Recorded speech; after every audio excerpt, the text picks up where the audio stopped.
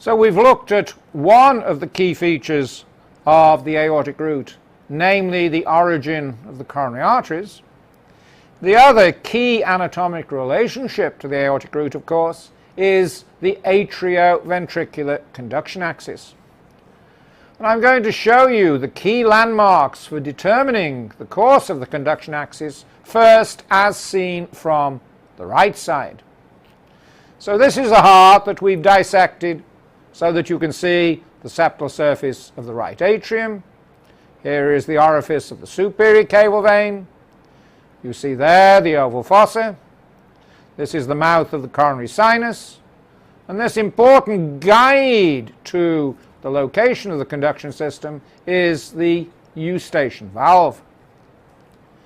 We then see the hinge of the septal leaflet of the tricuspid valve. And here is the right ventricle.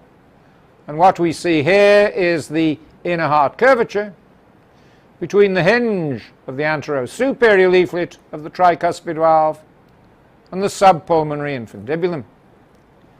This is the septomarginal trabeculation of the right ventricle, and arising here from the posterocaudal limb of the septomarginal trabeculation is an important structure, the muscle of Lancisi, which supports the zone of apposition between the anterosuperior and septal leaflets of the tricuspid valve. These various anatomic features guide us to the location of the atrioventricular conduction axis. Because you see, I've now picked up the eustachian valve and I've put tension on it. And that brings into prominence this tendinous structure that enters the musculature between the mouth of the coronary sinus and the oval fossa. This is the tendon of Todaro. And the tendon of Todaro, together with the hinge of the septal leaflet of the tricuspid valve, produce this important area which is the triangle of Koch. Now the triangle of Koch has its base here at the inferior margin of the right atrium and has its apex pointing cranially. And the apex of the triangle of Koch is then coincident with the atrioventricular component of the membranous septum. And the atrioventricular node is here within the wall of the right atrium at the apex of the triangle of Koch. The bundle of His then penetrates through the atrioventricular membranous septum.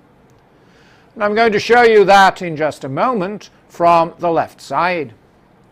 But then the right bundle branch re-emerges through the ventricular septum and enters the right ventricle here beneath the medial papillary muscle.